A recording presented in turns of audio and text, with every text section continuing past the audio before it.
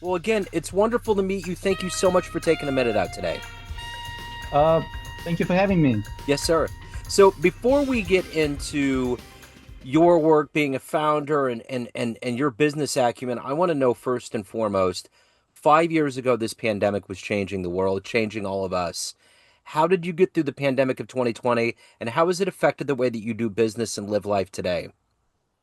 Um, Actually, that's, I think, the perfect question because I started this business and I conceived it 5 years ago, Yeah. the business I'm doing now. So basically, it was at the height of the pandemic in the 2020 that I figured out that I want to try do something of my own. And I quit corporate job and I started thinking, what is it I can do? And basically, back then, for me and my wife, the pandemic was rather mild, if I can say so, because we have just moved into a new flat, freshly uh, furnished and freshly renovated, and we both had a desk where we could work. And so, I mean, it was it was surprisingly enough, looking back, it was actually a rather comfortable time. Yeah. Despite everything that was happening, obviously it was a pretty stressful time for everyone, and a lot of people actually died. Uh, but for our family sitting there in that small, uh, nice flat with a view, it felt strangely peaceful, you know. Nothing was happening. Yeah. I hear that a lot about from a lot of people about the pandemic is I mean, there was so much that was going on in the world, but I think there was a lot of people that took advantage and found ways of, making that time period work for them. So, let me ask you this. Speaking of that being kind of a business crossroads for you, if you were to explain as the founder of Greener Relocation, if you were to explain your business and what you do on a daily basis to kids, let's say you're in front of a bunch of 12-year-olds at career day, and one of the kids is like, "Hey, what do you do for a living?" How would you explain it? Um, I would say that I help people choose the best city for them, city Yeah, where they will like it and where hopefully there can be, well, they can also help the city, you know, not just consume it, so to say, right? But kind of provide some kind of mutual effect. Though 12-year-olds mutual effect, hopefully that won't do. Yeah, yeah, right. I'll have to practice that. Yeah, yeah, for sure. So, what did you want to be at 12 years old? What was your dream job? Dream job, 12 years old. Oh my God. Oh, that's a nice one. I don't know. I don't remember. Uh I think I actually enjoyed watching all those, you know, um action movies and sci-fi and something like that. So yeah, some kind of, I don't know, space cowboy or whatever, something of Yeah, that sort. for Uh, sure. So, yeah. let me ask you this. Take me back to where you were born and raised, and what were these seeds that were planted into you to have, this business acumen, to have this green business model that you're helping people with? How did all this begin and evolve into who you are now? Um, so I was born in Russia in 1985 in a small town next to Moscow. And this was actually an aviation town. So it was built around research institutes, and so it had a very peculiar, you know, selection of people working there. So the percentage of highly educated people was definitely over the top.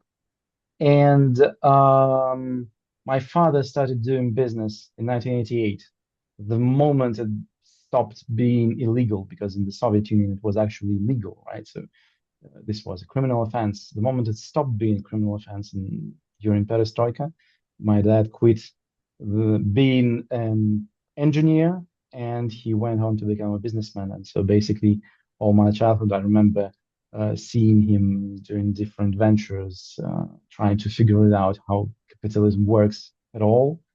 And when I went to school, I got very lucky because I ended up going to a school that was a joint program. It was Russian-American joint program. So I had half a day, I had my classes in English, and for half a day they were in Russian. So basically, by the time I finished my school, I could speak fluently. And I think that was probably one of the earlier things that put me into this, becoming an international economist, which I became later. I then went to study international economics and work in international business, travel around, learn different cultures, different languages. So, I mean, probably that was where the fascination came from. Because as a very small kid, you start really, getting into two cultures at the same time. It is very transforming. And I think it's extremely useful, Yeah, absolutely. I agree. beneficial. So, who was a hero for you? Who was an inspiration that's allowed you to become a success and to develop this business acumen you have? Mm, Good question. I'm not sure that I can actually recall it right now, Yeah, but I always admired um, probably people from Elizabethan era, yeah, you know, all those adventurers and travelers who could at the same time write poetry, invent something, and then create a crazy venture of going across the world. They weren't always nice people, right? But I mean, the whole setup of it, I think that was one part of it. And the other parts, well, I was looking at my dad, actually. I was looking at my father, I was looking at people around him, and uh, some other businessmen. So because I went on to study at High School of Economics, which was back then probably the social sciences and economics university in Russia. So there were a lot of classes and talks about business, about businessmen, about different strategies and stuff like that. So hard to pinpoint any one particular person, but probably a mixture of all those, uh, 16th century, 17th century adventurers. My dad somewhere there. yeah.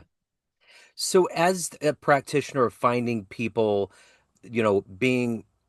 being on the forefront of being green and being environmentally conscious, what are some of the best cities, best places on the planet, in your estimation, for people to go to if they're really concerned about that? If we're talking particularly about ecology, um, there are like a couple of trade-offs generally, right? So I would say Northern Europe is generally a pretty good place, right? But at the same time, the further you are from big cities, the better you are Yeah, also at the same time, right? So it's a bit of a trade-off between what is it you're looking for, what kind of lifestyle. But well, I live in Amsterdam now, and to be honest, I still I still can't get used to the quality of water and air. I still feel it's so good yeah, compared to Moscow, which wasn't very good ecologically. Yeah, but it's like ecology is not the only way I help um, look at the cities. So basically, I try measuring everything there is, cultural activity, politics, economy, education, healthcare, whatnot. So basically, yeah, trying to find where the grass is greener, if it is at yeah. all. So, how did you come up with this matrix? How did this become your passion? It's a fascinating concept, and I'm curious how you developed it and actually decided to launch it. Um, it actually started with the fact that so we used to have a small business venture in Italy. It didn't take off. but I ended up living between Italy and Moscow. So I was living part-time here, part-time there, traveling. And so I had a residence permit there. And the thing was that I would always tell myself, I need to move. Yeah, so I need to probably move because, keeping it up in two places is pretty difficult. Um, but somehow it never happened. I was like, okay, next year, okay, I'll do this, and then I moved. And then at some point when I decided that, okay, I need a switch in my career, I need to figure out what I'm doing, something that combines everything that I know how to do, I'm good at, and that I like to do. And was looking at this. Okay, so I'm an international economist. I'm a good teacher, right? I'm a good lecturer. Uh, what else can I do? And I was like, hey, why didn't I move to Italy? Because it wasn't the right place for me at the time. And so I started talking to people who were moving around the world, who were living abroad. How did you choose a place where you go? And I figured out that even the guys who are strategists, who are with McKinsey, or they were, I don't know, entrepreneurs, or they worked like me at strategy departments in big corporations, they most of the time they didn't do the kind of research that they know how to do, the one that you do in business, right? So you can just set it up. Okay, what do you want to get? Where can you get it? How do you measure it? What are the risks? I mean, it is difficult, it is complicated and complex, but it's not that tough for those guys, but they still Yeah. didn't do it. And I was like, okay, this is probably what I can do because I'm good at analytics. I'm good at talking to people and explaining difficult concepts relatively easy. Okay, not always that easy. And yeah, that's how it came to be basically. And So yeah. So I'm curious, when you look at the landscape, I mean, you came up with the groundbreaking idea as an entrepreneur. When you look at the landscape of entrepreneurs that are out in the world, is there one that you admire? Is there one that you would love to meet that might help you on your journey? Mm, um, yeah, probably. I mean, very curious. I'm very curious about Branson. Yeah. Uh, I watched his, I think it was masterclass. It was pretty interesting. Um, the whole concept, I mean, how it all started. So I think that maybe one of the, one of the cases when he just, I mean, I don't know how he does that. Just goes in, does some random stuff, and then it just shoots to the stars. But to be honest, it's hard for me to say that I have one particular hero that I follow around. But I do enjoy when I meet people around at all kind of events. I enjoy to actually look a bit, talk to them, and look what story do they have behind themselves. Because usually the people you meet, they have surprising stories, and I mean, they offer surprising examples. I mean, probably some of those guys I'm really looking up to are some people I know who've been doing some amazing stuff daily, Yeah. sometimes failing miserably, Yeah. and picking up again, going back in the fight. I mean, hard to call a name, yeah. Yeah, no, I get it. I get it. So let me ask you this. What is it that gets you up every day that pushes you to do the best you can as a businessman and to also take care of your own soul? What is that collective energy for you every day? Mm, I think it's my cat. Just comes in and I like it. um, I think I finally found something that I actually like to do. And while I was trying to be working on my own, while I was trying work on my own, it was hard. Now I have some employees, some colleagues, and it kind of moves me, this interaction with people and the idea that, oh, I finally can share some ideas, some perspective with people. Because it's funny, yeah, business is about money, right? But at the same time, I figured out that the mere concept that you can actually choose a place where you live. I mean, sometimes I talk to people and they're like, it's their absolute aha moment. They're like, oh, I never looked at it this way. And I'm like, okay, I enjoy that moment immensely. Yeah, you can't always change the place where you are. I mean, yeah, not always.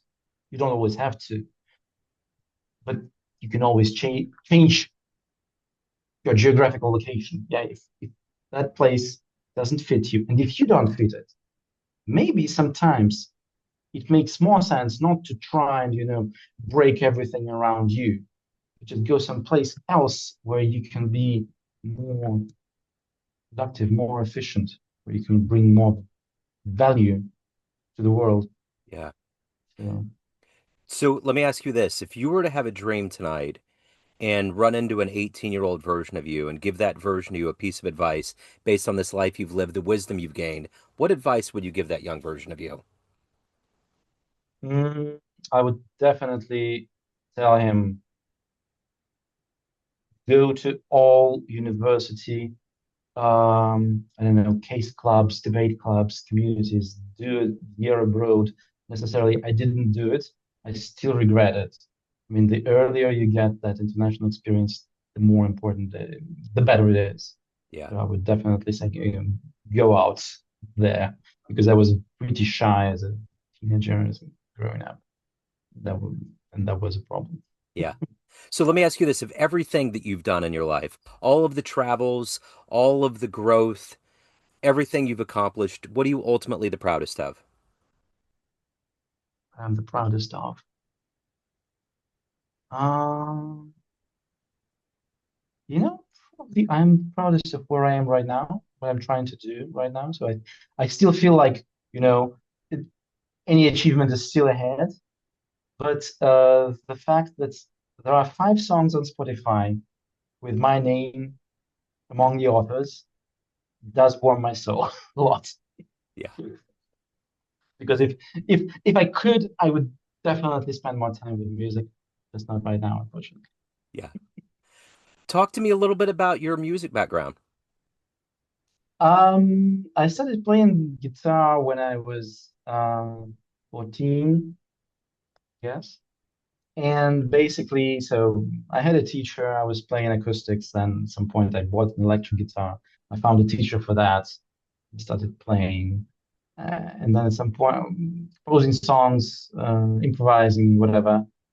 Because I went to a theater school at some point. Everybody was playing something. Yeah. So your usual party would be 3, 4 guitars playing uh, simultaneously with somebody playing something on flute to this. So, I mean, it was just a lot of fun. And then I gave it up for a very long time until sometimes after I got married. Um, we decided to form a band with just some of our friends. And at first, we were doing some covers. I don't know, from AC/DC to Queen to whatever. It was very bad. But then slowly we started making our own songs and first releasing them one by one. I mean, our last concerts were probably 95% our own material. Not everything was finished. I mean, some things were pretty rough still and raw. Uh, but yeah, unfortunately, we didn't manage to release any album, whatever, because then, I mean, 2022, you wake up and then you figure out that half of your band is actually across the world. Yeah. Yeah, so now 2 people are in Dubai, one is in Montenegro, one is in the UK, one is in Singapore. So I mean, for everyone. Yeah. Well, you talked about live music before we got on. We were talking about jazz and live shows. What's one of the best concerts that you've ever seen? Mm, 2 things come to mind. Yeah. 3 things come into mind. First, um, it was 25 years ago. It was in Marbella, Spain. and it was a single concert after a pretty big break of Paco de Lucia and his band. Yeah. It was it was open air in a small tennis court setting. It was purely Spanish crowds with them actually shouting "Ole." There was I later found it out there was actually Antonio Banderas sitting just a few rows ahead of me. I Wow. actually ran into him. I just didn't recognize him back then. I mean, so that was one. It was Yeah. I mean I still remember it. It was absolutely magical. And the other two were very recent. It was Billie Eilish here in Amsterdam. Wow. I mean, I I can't say that I listened to her music. So I know her songs. I have some songs I like. I don't didn't listen to her. I mean, album wise, as you put an album, and go in circles. But after that concert, I mean, it's amazing, absolutely amazing. Yeah. I can't imagine somebody singing like that. Yeah. And the other one was also here, just very recently, a few months ago. I finally managed to see St. Vincent live. Oh, wow. So, I mean, I saw some recordings of her live shows from before. I do believe she got to sing way better than she used to. And I mean, she's such a show woman. So it's just amazing. It was, I don't know. I can't pick up the right words. This is where I'm not a native speaker. I don't know how to put it, but it was just surreal, mystical Yeah. St. music. Vincent is amazing. Absolutely amazing. Um, in fact, I believe I caught St. Vincent in Kansas City, and the guitar player is Jason Faulkner. He's one of my Oh, favorite guitarists of all time. it's good. It's very good. Yeah. So it's amazing. Like the talent on that stage was just unbelievable. I couldn't believe that there weren't a million people in a stadium watching it because it's that good. Yeah, yeah, yeah. I mean, the electricity of it all, Yeah. it's just you can actually feel it. Uh-huh. It's amazing. It's Absolutely wow. amazing. It's wow, man. So let me ask you this. Everyone has a perception of you. Family, friends, everyone that knows you in a business sense, everyone that knows you as a musician, but you're the one that runs the show. What's your perception of you? Who do you think you are? Mm, wow. That's a good one. That's a very good one. I don't know. I know who I would like to be.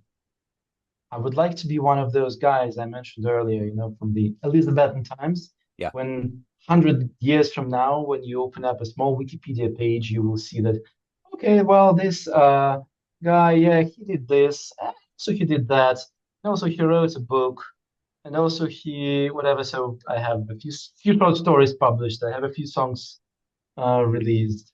I still have the unwritten book on strategy that comes from my university thesis.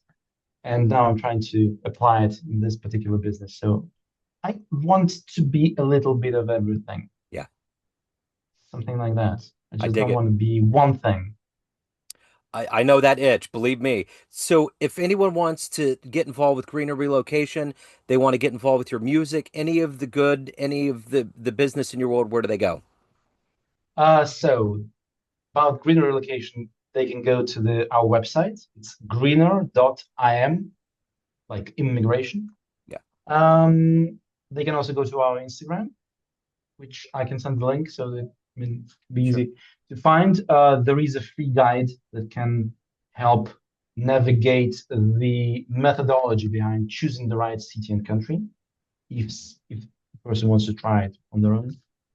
As for the music, a couple of songs are okay. I wouldn't say that they're very good, but the band was called Social Party, which is like, ask me where the name came from.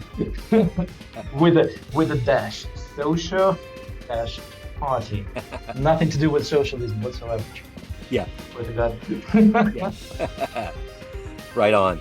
Well, I will put all of those links in the show notes. This has been wonderful. Thank you so much for your story. Thank you for your time. It's a very multi-tiered, right left brain adventure. So thank you so much. I appreciate it. Thank you, Joe. Thank you for having me. Yes, sir. It was a